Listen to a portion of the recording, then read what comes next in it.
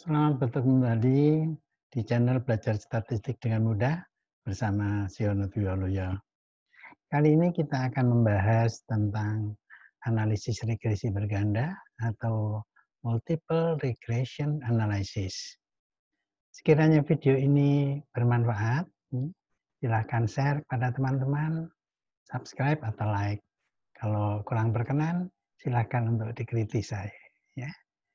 Baik, jadi dalam regresi berganda ini, ya, ini variabel bebasnya itu lebih dari satu.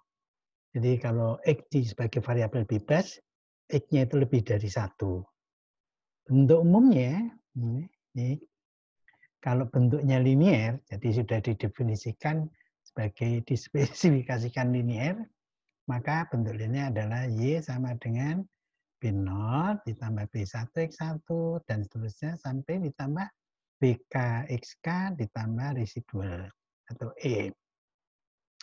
Ini kalau pernyataan notasi pendugaan. Kalau B-nya ini B0 ini menduga interceptnya ya. Itu B1 koefisiennya. Tapi kalau dinyatakan dalam populasi biasanya huruf-huruf notasinya dalam huruf Greek atau ini beta 0, beta 1 dan seterusnya. Ini adalah bentuk umum untuk linier ya. Kalau non linier itu macam-macam ya. Macamnya banyak sekali ya. Non linier di antaranya yang gampang-gampang ya itu adalah namanya double log atau dengan kata lain namanya model Cobb-Douglas ya. Di log Y sama dengan beta 0 ditambah B1 log X1 ditambah dan seterusnya sampai B yang ke K log XK ditambah residual. Kalau kita perhatikan, kalau misalnya log Y itu, log Y ini ya, dinyatakan sebagai Y yang baru, log X1 yang baru, sampai log EK XK yang baru, ya tidak lain bentuk ini ya bentuk seperti yang atas ini, bentuk linier. Ya. Cuman dalam notasi logaritma. Jadi Y maupun X-nya ditransformasi dulu, ya, dilogaritmakan dulu. Baik, yang kedua, bentuk namanya semilog atau loglin. Ya, Y-nya dilogaritmakan, X-nya tidak dilogaritmakan. Atau sebaliknya, model log, Y-nya tidak dilogaritmakan, X-nya yang dilogaritmakan. Masih banyak lainnya ya, variasi dari model non-linear. Baik, nah dalam pendugaan koefisien regresi, B0, B1, sampai B angka itu, maupun nanti dalam pengujian hipotesis, perhitungannya ya dilakukan dengan menggunakan paket program statistik. Tapi dalam bahasan ini kita akan menggunakan data analisis pada Excel. Jadi jangan khawatir, perhitungannya ya, itu semuanya akan dilakukan dengan Excel. Oke, sekarang khusus kita akan bahas tentang regresi linier berganda. Jadi bentuk umumnya regresi linier yang tadi ya, Y sama dengan beta 0 tambah beta 1 X1 terus sampai beta KK ya, XK ditambah residual. Oke. Nah, ini modelnya. Yang kedua, pengujian hipotesisnya. Ada dua tahapan pengujian hipotesis ya kalau linier berganda. Yang pertama namanya pengujian secara simultan berbarengan. Hipotesis nolnya, jadi beta 1, beta 2 dan seterusnya diuji secara simultan. Semua sama dengan 0. H1-nya tidak ada, ini artinya dari H0 ini ya, tidak ada X yang berpengaruh terhadap Y. H1-nya ada B yang tidak 0. Ada yang tidak 0. Kalau tadi H0-nya semuanya 0, kalau H1 ada yang tidak 0. Gitu ya. Jadi ada X yang berpengaruh terhadap Y. Statistik ujinya nanti pakai ANOVA atau F Fisher ya. Statistik ujinya, oke. Kriteria pengujian, nah, ingat pakai P value aja ya. Kuncinya gini, kalau P value kurang dari taraf uji, H0 ditolak. Nah itu aja kunci pengujian hipotesis seperti itu. Kalau P value kurang dari taraf uji, H0 ditolak. Oke. Oke. Kalau H0 ditolak, maka dilanjutkan dengan uji namanya uji lanjutan atau uji parsial, yaitu pengujian terhadap masing-masing variabel X. Misalnya untuk X1 ya, ini ya, hipotesisnya. X yang GI yaitu H0 itu BI sama dengan 0 artinya ya X yang ke I tidak berpengaruh terhadap Y. Ya. H1-nya BI tidak sama dengan 0 alias ya X yang ke I berpengaruh terhadap Y. Statistik ujinya menggunakan statistik student ya yaitu dihitung dari koefisien variasi B yang ke I dibagi standar error. Ingat ya, ini standar error, bukan margin of error. Kalau margin of error nanti standar error dikalikan dengan tingkat keyakinan gitu ya. Baik, jadi ini semua perhitungan ini jangan khawatir, ini sudah dihitungkan nanti oleh Excel. Kita nggak akan hitung apa-apa. Kita tinggal membaca atau menginterpretasikan hasil eksekusi dari Excel. Oke, semua nanti dihitung oleh Excel. Kriteria pengujian sekali lagi, H0 ditolak kalau P value kurang dari taraf uji. Baik, sebagai ilustrasi, diduga bahwa preferensi seseorang membeli sepatu dipengaruhi oleh kualitas dan harga sepatu. Preferensi, kualitas, dan harga itu diukur dengan menggunakan skala interval. Preferensi ukurannya 1 sangat tidak suka sampai dengan 11 sangat suka. Kualitas 1 sangat tidak baik sampai dengan 11 sangat baik. Harga 1 sangat murah sampai dengan 11 sangat mahal. Hasil pengukuran terhadap 14 responden pembeli sepatu seperti ini. Ini hasilnya ya. Oke. Maka kalau kita baca dari area latar belakang ini, maka kita bisa menulis modelnya. Bahwa modelnya Y, yaitu yang dipengaruhi, kita lihat ya. Ini variabel yang dipengaruhi adalah preferensi. Dengan dipengaruhi, berarti preferensi sebagai dependent variabel, kualitas dan harga sebagai independent variabel. Jadi Y-nya adalah preferensi, gitu ya. X1 dan X2-nya adalah kualitas dan harga sepatu. Ingat, yang kita bahas ini model linear berganda. Oke, bagaimana pendugaan B0, B1 dan B2? Maka data yang ada di Excel tadi masukkan dalam Excel. Jadi masukkan dulu dalam Excel.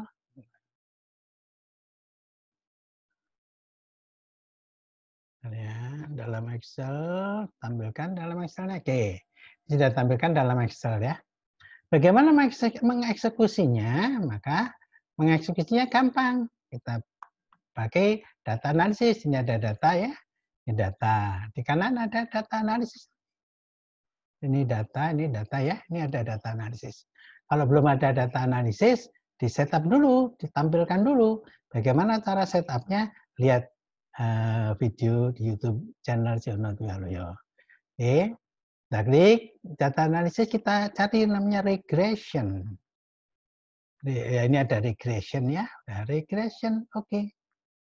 Nah, masukkan Y-nya. Y itu dependent variable. Apa dependent variable? Tadi preferensi. Ini preferensi di blok, di preferensi. Oke. Lalu X-nya. X-nya ada 2. X-nya itu kualitas dan harga. Masukkan semuanya di blok dua-duanya. Di blok dua-duanya. Baik. Preferensi kualitas dan harga itu namanya label. Labelnya diklik. Ya, selesai ini sebetulnya sudah oke bisa, teman tampilannya hasilnya ya ditampilkan di new worksheet. Kalau pengen menampilkan tampilannya ada di sini misalnya di kolom F misalnya ya di sini kolom F. Maka hasilnya oke, selesai. Semuanya sudah ditemukan, ya. Excel menampilkan 2 hasil atau output. Yang pertama namanya summary output, ringkasannya. Yang kedua namanya hasil analisisnya, ANOVA. Yang ketiga membuat namanya pendugaannya atau koefisien regresinya. Ini ya. Coba kita blok ini ya, kita pindahkan yang koefisien regresi untuk menulis pendugaannya. Kita tampilkan supaya lebih rapi. Lebih mudah dibacanya, saya tampilkan di PPT-nya. Baik, ini ya tadi hasilnya ya. Oke, ini koefisiennya. Ini B0-nya, ini B1, ini B2. Dengan demikian, kalau ditulis pendugaannya adalah Y diduga pakai topi itu dugaan ya. Ya. Nah, interceptnya 0,535, X1 B1-nya 0,976, 976 ya, ini 976. Terus harganya 0,251. Sangat mudah. Tandanya plus semua, artinya kalau kualitas makin baik, preferensinya makin tinggi. Harga makin tinggi, preferensi juga makin tinggi. Gitu ya. Lalu pengujian hipotesisnya bagaimana? Kita lihat tahap pertama. Namanya pengujian hipotesis secara simultan. Apa simultan? Berbarengan. Yaitu H0-nya B1 sama dengan B2, sama dengan 0. Tidak ada X yang berpengaruh terhadap Y, baik X1 maupun X2. H1-nya ada yang berpengaruh, gitu ya. Statistik ujinya pakai ANOVA. Ya, yang tadi pakai ANOVA, yang ANOVA dari Excel tadi ya, kita tampilkan di sini. Kita lihat p-value-nya 0,000. Sudah dihitungkan ini p-value-nya ini. Ya, artinya kalau 0,0 kalau kita menggunakan taraf uji 5% jauh lebih kecil daripada 5%. Maka dinyatakan H0 ditolak karena p-value kurang dari 5%. Apa artinya? Kalau dibandingkan 1% saja ini masih lebih kecil, ini istilahnya highly significant. Maka ditolak ya dengan sangat signifikan, gitu ya, sangat signifikan karena di bawah 1%. Kalau di bawah 5% itu dinyatakan cukup signifikan. Baik, kalau begitu keputusan H0 ditolak berarti ada yang berpengaruh nih, ada yang berpengaruh. Kalau begitu, yang mana yang berpengaruh? Apa X1, apa X2? Kita lanjutkan, namanya uji selanjutnya, namanya uji parsial. Satu persatu variabel kita periksa. Untuk variabel X1, yaitu kualitas. H0-nya adalah bahwa kualitas B1 itu sama dengan 0, tidak berpengaruh terhadap preferensi. H1-nya B1 tidak sama dengan 0, artinya kualitas berpengaruh terhadap preferensi. Hasil hitungan dari Excel, kita lihat ya, hasil hitungan dari Excel yang tadi, koefisien tadi, kita tampilkan lagi, kita lihat kualitas. P-value-nya 0,00. Oh, dengan demikian diputuskan bahwa H0 ditolak karena P-value-nya kurang dari 5%. H0-nya ditolak. Jadi kualitas berpengaruh sangat signifikan terhadap preferensi membeli sepatu. Itu untuk variabel kualitas. Sekarang variabel harga bagaimana? Variabel harga, hipotesis nolnya ya, harga tidak berpengaruh terhadap preferensi. H1-nya harga berpengaruh terhadap preferensi. Hasil hitungannya yang tadi kita hitung lagi, hasil p-value-nya 0,0048. Oh, dengan demikian diputuskan masih lebih kecil dari 5%. Ya, berarti H0-nya ditolak. Ini kan 0,0048 itu kan 0,48%. Jadi masih lebih kecil daripada 5%. Jadi dikatakan H0 ditolak atau harga berpengaruh sangat signifikan terhadap preferensi. Jadi cocok dengan tadi di uji simultan. Ya, kesimpulannya tadi ada yang berpengaruh. Yang mana yang berpengaruh? Ternyata kedua-duanya berpengaruh secara signifikan. Oke, tabel yang ketiga memuat namanya ringkasan summary-nya. Summary ini biasanya digunakan untuk goodness of fit, ya, mengukur kebaikan suatu model. Ya, diantaranya mengukur namanya R-square atau koefisien determinasi. R-square. Okay. Ingat, R-square itu, R kuadrat itu, koefisien determinasi itu, kalau X-nya tambah banyak, makin tinggi nih, makin mendekati 100%, kalau makin banyak. Tetapi kalau adjusted-nya belum tentu nambah. Gitu ya. Jadi oleh karena itu orang banyak menggunakan namanya adjusted R-square. Ya, penghitungan R-square yang sudah di-adjusted, ya, dikoreksi. Gitu ya. Baik, ilustrasi yang berikutnya. Diduga bahwa preferensi generasi milenial membeli sepatu dipengaruhi oleh kenyamanan, gaya hidup, dan keawetan atau ketahan lamaan. Preferensi kenyamanan, gaya hidup, dan keawetan diukur dengan menggunakan skala data interval. Preferensi ukurannya 1 sangat tidak suka sampai dengan, jadi skornya 1 sampai 7 ya. 7 sangat suka. Kenyamanan 1 sangat tidak nyaman sampai 7 sangat nyaman. Gaya hidup 1 sangat pelit, 7 sangat royal atau boros. Ya, keawetan 1 sangat tidak lama dan sampai dengan 7 sangat tahan lama. Oke, respondennya adalah 20 responden pembeli sepatu, hasilnya adalah seperti ini. Maka kalau kita buat model, ini tentukan dulu variabel dependennya yang dipengaruhi. Dalam kasus ini yang dipengaruhi adalah preferensi. Oke, ini preferensi. Jadi ini preferensi. Terus independen variabelnya berarti 1, kenyamanan, 2, gaya hidup, 3, gaya hidup, dan 3, keawetan. Ya. Oke, jadi modelnya berarti ya, modelnya Y itu dipengaruhi oleh X1, X2, X3.